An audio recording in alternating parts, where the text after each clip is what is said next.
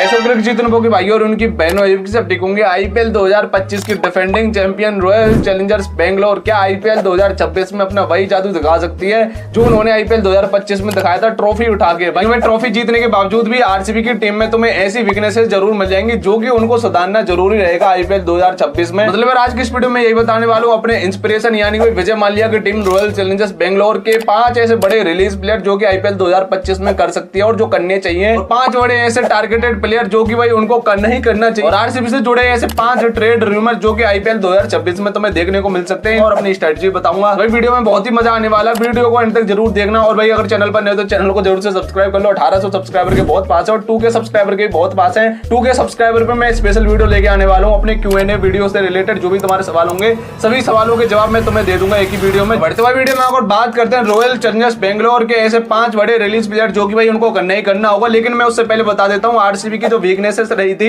वो क्या रही थी। एक ही वीकनेसेस रही थी, वो थी भाई इनकी नंबर 3 की पोजीशन। नंबर 3 की पोजीशन तुमने देख लिया भाई, देवदत्त पद्दिकल भी था। देवदत्त पद्दिकल उस टच में नहीं दिख रहा था जिस टच में उसको दिखना चाहिए था, 1-2 पारी जरूर खेली थी। उसके साथ साथ नंबर 5 की भी पोजीशन कह सकते हो उस टाइम पे जब लियाम लिविंगस्टन आता था भाई, लियाम लिविंगस्टन ने परफॉर्म नहीं करके दिया आरसीबी के लिए, तो भाई उसका रिप्लेसमेंट क्या हो सकता है वीडियो में आगे बता दूंगा। भाई सबसे पहला जो रिलीज प्लेयर करना चाहिए आरसीबी को वो है यहाँ पे लियाम लिविंगस्टन। हाँ भाई सकते हो कि पौने 9 करोड़ में खरीदा था, 8.75 करोड़ में, और परफॉर्मेंस उस हिसाब से नहीं रही थी और इतना तगड़ा पावर हिटर और भाई बॉलिंग भी कर लेता अच्छी खासी। लेकिन पता नहीं यार क्या हो जाता है यार, आईपीएल में आते ही लियाम लिविंगस्टन को पंजाब किंग्स में भी था उसमें भी परफॉर्म नहीं करके दिया ज्यादा अच्छा खासा। लियाम लिविंगस्टन को यहाँ पे रिलीज करना ही करना होगा आरसीबी वालों को, क्योंकि यार उनके पास 8.75 करोड़ का भी यहाँ पे कह सकते हो कि बजट बन जाएगा और भाई मिनी ऑक्शन में अच्छे प्लेयर को भी यहाँ पे पिक कर सकते हैं। जो दूसरा प्लेयर रिलीज करना चाहिए रॉयल चैलेंजर्स बेंगलोर को वो है भाई यहाँ पे लुंगी एन गिडी। हाँ भाई लुंगी एन गिडी यहाँ पे 1 करोड़ में खरीदा था, उसके रिप्लेसमेंट में शायद मुजरबानी भी आया था। लेकिन भाई आरसीबी वालों तुम्हें लुंगी निगड़ी से भी तगड़े तगड़े बैकअप बॉलर मिल सकते हैं आईपीएल 2026 के मिनी ऑक्शन में, तो भाई उनको भी टारगेट कर लेना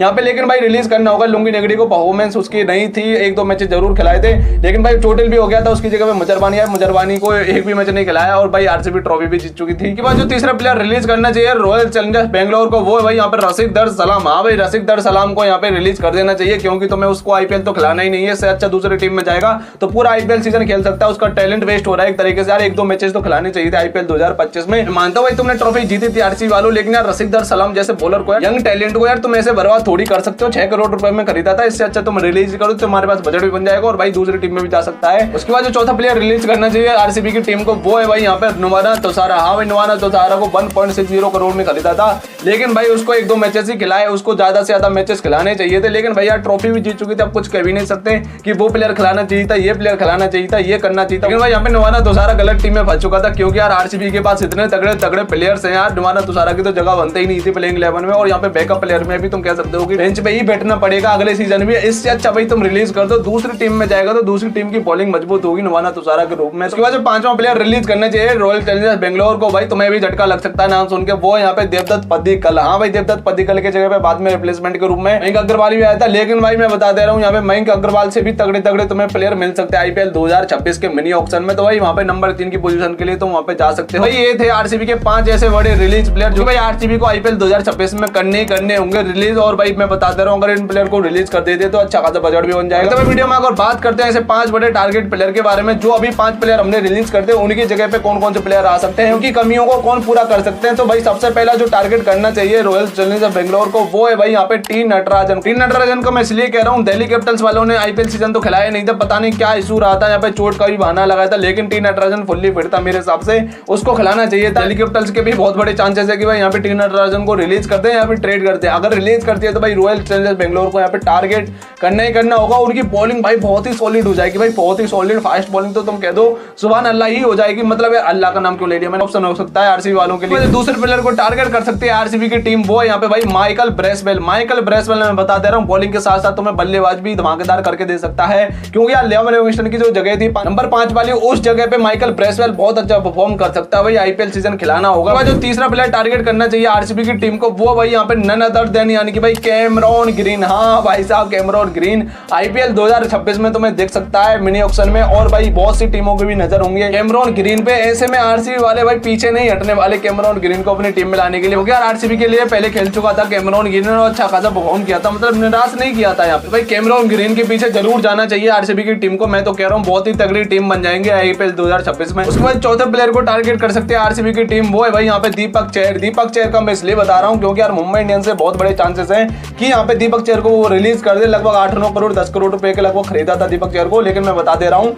अगर यहाँ पे दीपक चहर रिलीज होता तो भाई दीपक चहर आरसीबी के लिए बहुत अच्छा प्लेयर हो जाएगा, बहुत ही अच्छा टर्म पे प्लेयर निकल के आ सकता है। अगर टीम नटराजन और दीपक चहर के बीच में से अगर तुम एक प्लेयर को अपनी टीम में ला सकते हो तो भाई जरूर लेके आना, क्योंकि देखो बहुत अच्छी बॉलिंग लाइनअप हो जाएगी और दीपक चहर शुरू के ओवरों में विकेट लाके दे सकता है। उसके बाद 5वें प्लेयर को टारगेट करना चाहिए रॉयल चैलेंजर्स बेंगलोर को, वो है भाई यहाँ पर रचिन रविंद्र। हाँ भाई रचिन रविंद्र मुझे बहुत बड़ा चांसेस लग रहा है कि यहाँ पे सीएसके वाले छोड़ सकते हैं, क्योंकि यार उसकी 1-2 सालों की परफॉर्मेंस तो हमने देख ली। लेकिन भाई मैं बता दे रहा हूँ रचिन रविंद्र अगर आता है आरसीबी की टीम में नंबर 3 की पोजीशन संभालने के लिए बहुत ही अच्छा ऑप्शन हो सकता है और भाई बॉलिंग भी करके दे सकता है आरसीबी वाले। कह सकते हो कि लाइक टू लाइक रिप्लेसमेंट है यहाँ पे लियाम लिविंगस्टन का, तो भाई मेरे को तो बहुत ही अच्छा प्लेयर लगता है। अगर आरसीबी वाले रचिन रविंद्र, कैमरॉन ग्रीन और माइकल ब्रेसवेल में से एक प्लेयर को भी पिक कर लेते हैं ना अपनी टीम में, तो भाई उनकी टीम बहुत ही सॉलिड हो सकती है, बहुत ही सॉलिड बन सकती है आईपीएल 2026 के लिए। भाई यही है आरसीबी के लिए 5 ऐसे बड़े टारगेट प्लेयर जो भाई उनको करने ही करने चाहिए आईपीएल 2026 में। अगर इन 5 प्लेयरों में से आरसीबी वालों ने 2-3 प्लेयर को भी पिक कर लिया ना तो भाई उनकी टीम बिल्कुल सॉर्टेड हो जाएगी, कोई जरूरत नहीं किसी ज्यादा प्लेयर को खरीदने के लिए। उसके बाद बात करते हैं आरसीबी के लिए 5 ऐसे ट्रेड प्लेयर जो कि भाई उनको आईपीएल 2026 में अप्रोच करने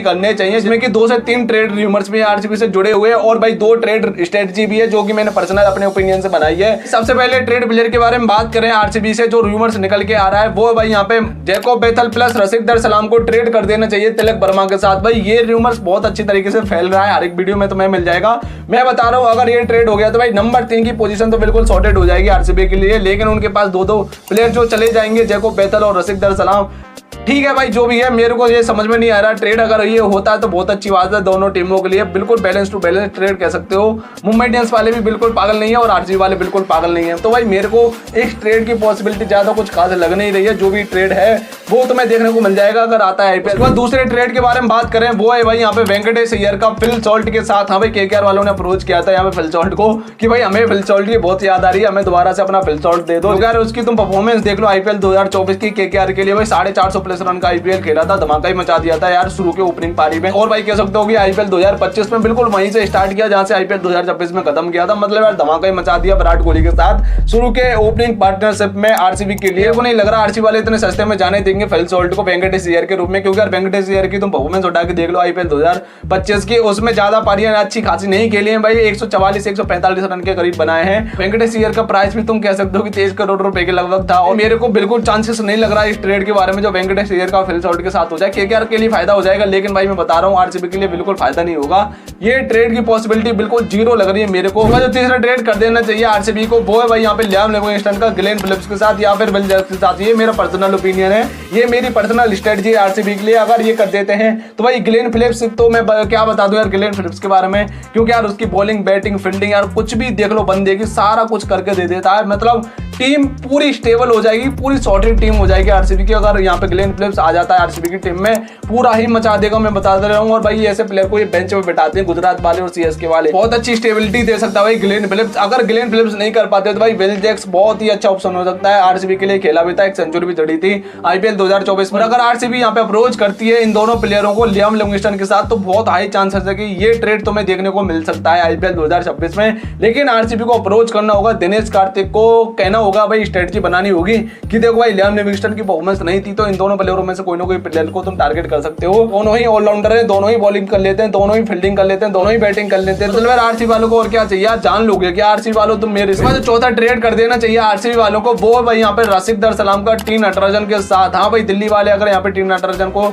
अप्रोच करते हैं यहाँ पे आरसीबी के साथ या फिर आरसीबी अप्रोच करती है यहाँ पे ट्रेड के लिए रसिक दर सलाम को टी नटराजन के साथ, तो तुम्हें देखने को मिल सकते हैं। क्योंकि यार टी नटराजन में कंपैरिजन नहीं कर रहा हूँ, टी नटराजन और रसिक दर सलाम का दोनों में बहुत जमीन आसमान का फर्क है। लेकिन भाई यहाँ पे दिल्ली कैपिटल्स के जिस तरीके से लक्षण है उन्होंने टी नटराजन को खिलाया नहीं है और यहाँ पे अगर आरसीबी में आएगा तो भाई आरसीबी में 2-3 मैचेस मतलब कह सकते हो बहुत सारे मैचेस मिल सकते हैं टी नटराजन को। दिल्ली कैपिटल्स वालों को भी यहाँ पे रसिक दर सलाम उनका मिल जाएगा, तो भाई ये अच्छा ऑप्शन हो सकता है दोनों टीमों के लिए। एसआरएच भी पीछे नहीं हटेगी यहाँ पे टी नटराजन को अपनी टीम में लाने के लिए। तो मैं बता रहा हूँ जल्दी से जल्दी यहाँ पे ट्रेड कर लो, आरसीबी वालों अप्रोच कर लो यार टी नटराजन को अपनी टीम में लाने के लिए। उसके बाद जो 5वां ट्रेड है जो मेरा पर्सनल ओपिनियन है, पर्सनल स्ट्रेटजी स्ट्रेटजी आरसीबी वालों के लिए, वो भाई यहाँ पे नवाना तुषारा को नेथन एलिस के साथ ट्रेड कर दो। ट्रेड वाला ट्रेड भाई बहुत ही अच्छा हो सकता है दोनों टीमों के लिए, और आरसीबी के लिए एक बैकअप प्लेयर भी मिल सकता है, बॉलर मिल सकता है एज अ ओवरसीज प्लेयर के रूप में। क्योंकि यार नेथन एलिस की तुम्हें वेरिएशन पता है क्या तरीके से बॉलिंग करता है, मतलब डेप्थ में तो बहुत अच्छी बॉलिंग कर ही देता है। इसी तरीके की तुम वेरिएशन ले लो नेथन एलिस से, चाहे वो बैक ऑफ द एंड हो, चाहे वो कह सकते हो कि कटर बॉल हो, चाहे वो कह सकते हो स्लेयर बॉल हो, चाहे भाई कह सकते हो कि लोअर फुल टॉस हो,